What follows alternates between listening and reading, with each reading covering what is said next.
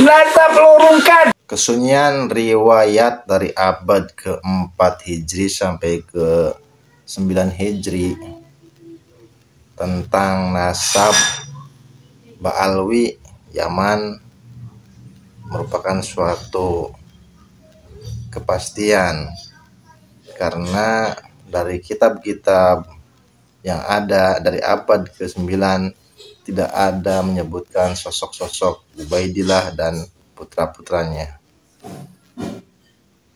Ini berikut adalah penjelasan secara rinci dari Kiai Haji Imaduddin Utsman Al-Bantani. Kita simak bersama. Orang yang mengaku cucu Nabi ini secara data di abad ke-9 Hijriah, 895 Hijriah, mengaku keturunan Nabi, kemudian mengurut nama-nama. Ali bin Abu Bakar, namanya As-Sakran nih, 895 Hijriah.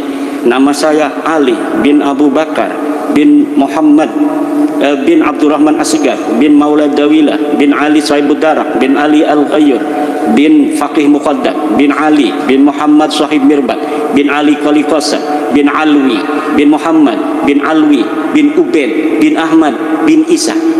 Ahmad bin Isanya 345 Hijriah. Sementara di abad-abad itu sudah banyak kitab nasab. Di abad ke-4 katanya Alwi ini hidup 400 Hijriah, berarti abad ke-5.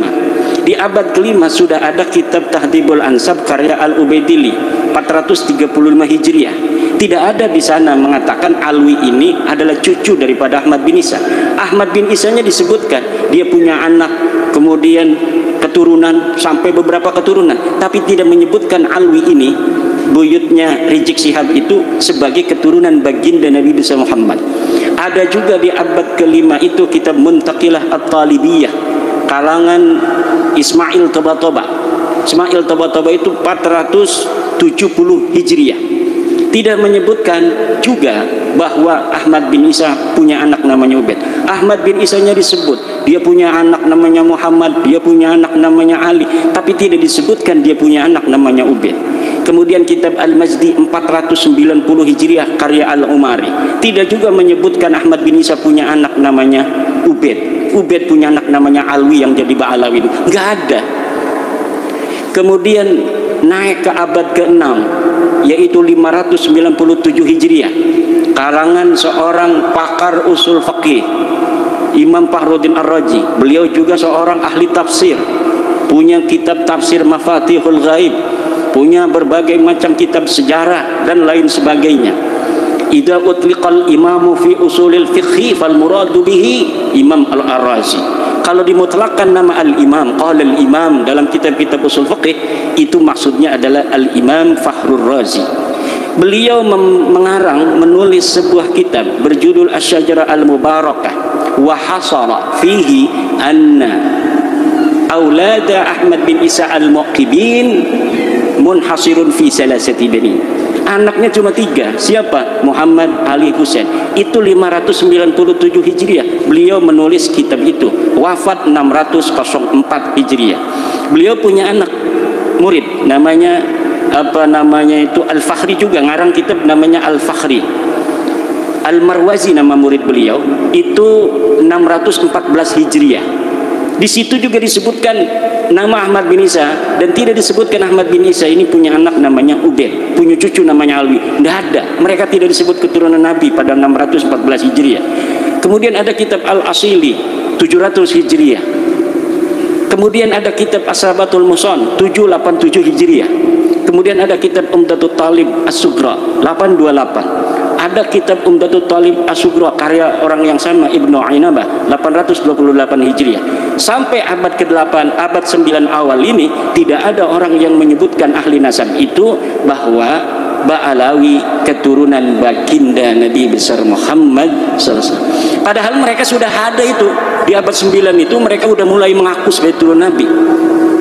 Ali bin Abu Bakar As-Sakran ini sudah mengaku keturunan Nabi di abad 9. Tapi orang-orang Yamannya saja itu tidak ada yang mencatat mereka sebagai keturunan Nabi di abad 9 itu.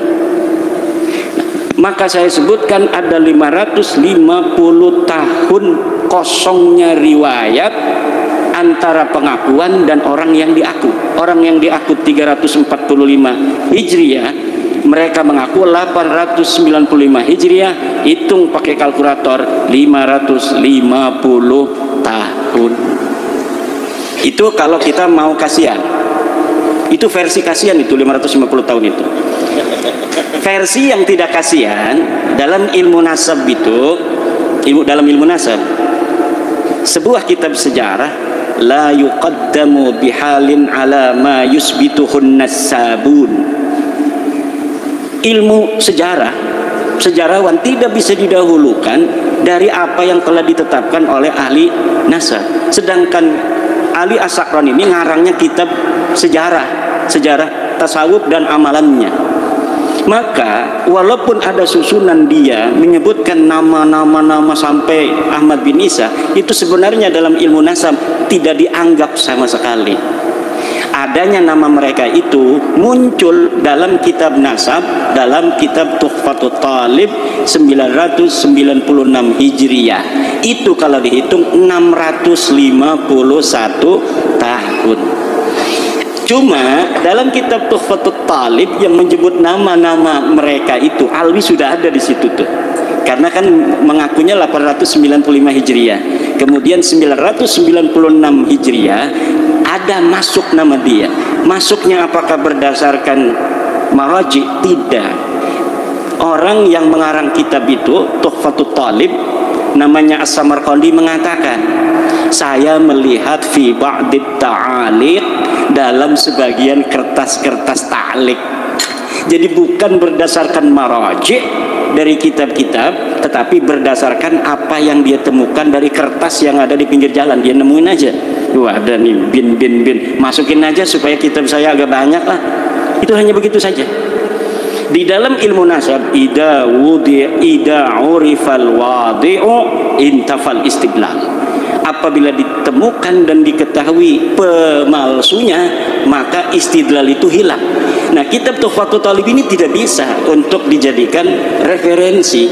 Kenapa? Walaupun dia kitab nasab, tetapi penulisnya sudah iktiraf bahwa dia mendapatkannya bukan berdasarkan maraji dari kitab-kitab sebelumnya. Sedangkan di dalam kitab nasab, nasab itu bisa diisbat hanya oleh kitab-kitab nasab. Jadi kitab-kitab nasab yang ada di sejak masa 199 Hijriah, Abnaul Imam fi Misr Wasam, itu Abnaul Imam kitab aslinya yang kemudian pada abad kelima dipalsukan, katanya ini karya Yahya bin Ismail Toba-Toba, padahal itu karya Ibrahim Toba-Toba yang wafat 199 Hijriah.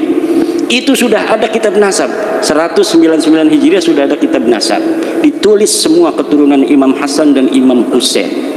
Gak bisa orang masuk-masuk sembarangan. Kemudian ada kitab Nasabu Quraisy, ada kitab Nasab Bani Quraisy, ada kitab As-Sam'ani tentang nasab, ada kitab Silsilatil Alawiyah 340 Hijriah karya Abu Nasr Al-Bukhari. Tapi di situ bukan masa di mana Ahmad bin Isa hidup. Jadi kita nggak pakai sebagai dalil. Yang kita pakai dalil mulai daripada kitab nasab yang bisa diakses paling tua, yaitu Tahdzibul Ansab karya Al-Ubaidili 435 Hijriah. Jadi kitab-kitab nasab itu sudah menafikan mereka sebagai turun Nabi. Ini kata Hanif Alatas, kalau tidak ada yang menyebut, itu bukan berarti dia tidak ada. Kalau misalnya ada yang menafikan bahwa Alwi bukan cucu Nabi di abad 5, baru bisa diterima bahwa Alwi itu bukan cucu Nabi. Tapi tidak ada orang yang menafikan Alwi sebagai cucunya Ahmad bin Isa di abad kelima. Alasannya begitu. Kalau Kiai Imad bisa menemukan satu kitab yang menafikan katanya Ubaid sebagai anak Ahmad bin Isa, Alwi sebagai cucu daripada Ahmad bin Isa, baru itu sahih. Kalau tidak ada yang menafikan, tidak, kata saya. Coba lihat dalam kitab tauhid yang kecil aja, kitab Syarah Aqidatul Awam. Kitab apa itu? Karya Ibrahim Al-Laqani. Tuhfatul Murid ya, Tuhfatul Murid itu bagaimana? sesuatu yang sah untuk dinafikan adalah sesuatu yang subut. Sesuatu yang bisa ditiadakan adalah sesuatu yang ada. Kalau sesuatu yang tidak ada itu tidak bisa ditiadakan karena dia sudah tidak ada secara ontologis. Sekarang ada yang tidak hadir, misalnya istri keduanya Kiai Suparman. Istrinya ada, makanya saya candain. Misalnya Kiai Suparman punya istri dua, misal yang hadir cuma permaisuri. Ada misalnya namanya Mesaro. Misal, kok Mesaro tidak ada? Nah, tidak ada itu karena memang tadinya ada. Tapi kalau memang sesuatu itu tidak ada, maka bagaimana sesuatu yang tidak ada kemudian kita nafikan? Itu dalam teori filsafat itu tidak logis. Kalamun ghairu mantiqiyyin. Kalam yang tidak mantiki, yang tidak logis. Tidak masuk akal. Nah, ini akan panjang ini karena semuanya sudah paham. Nanti kita di dalam diskusi aja. Bahwa begini kesimpulannya, untuk mengetahui dia diisbat cucu Nabi atau tidak itu menggunakan metodologi nasab, ilmu nasab dan kitab nasab. Secara kitab nasab mereka sudah hakul yakin kata Ramai Rama bahwa mereka bukan cucu Nabi. Untuk mengetahui apakah mereka ini nama-nama yang disebutkan sampai Ahmad bin Isa itu sosok historis, orangnya betul-betul ada atau tidak, itu menggunakan pendekatan historis, yaitu melalui menelusuri nama-nama keluarga mereka ini dalam kitab-kitab sejarah.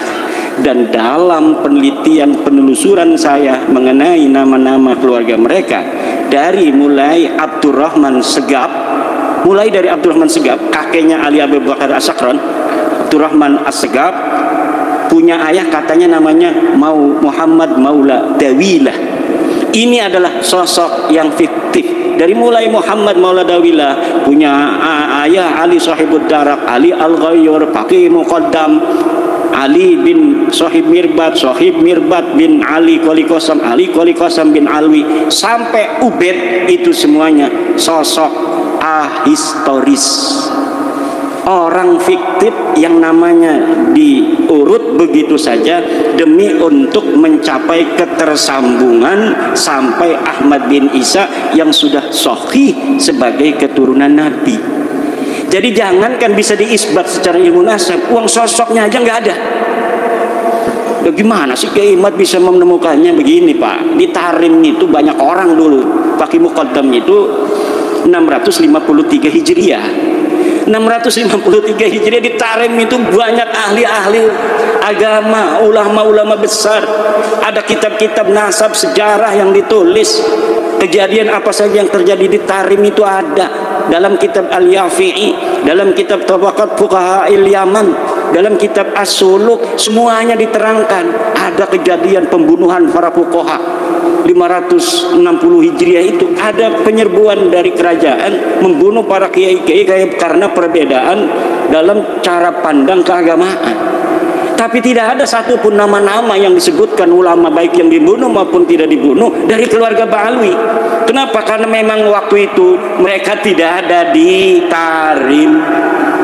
Mereka belum ada di Tarim. Mereka pindah dari India masuk itu sekitar abad sebelum abad 9 Hijriah, beberapa puluh tahun sebelumnya. Kemudian menyusun sebuah kekuatan di situ, kesejarahan, palsuin semua ulama-ulama di sana. Direbut nasabnya orang, kemudian yang direbutnya itu diingkirotkan.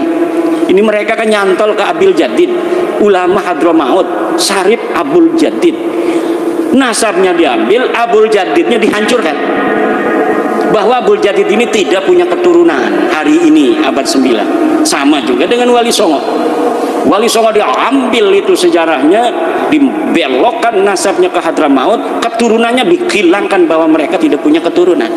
Ini yang akan terjadi kalau tidak ada bab nasab 2022 dan tidak ada Kiai Suparman Abdul Karim di Lampung. Ini yang akan terjadi karena beliau yang awal-awal mengambil nyamber itu dari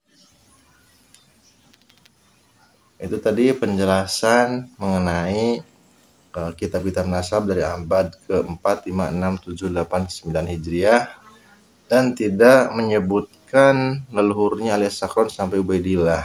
Tidak ada satupun yang menyebutkan.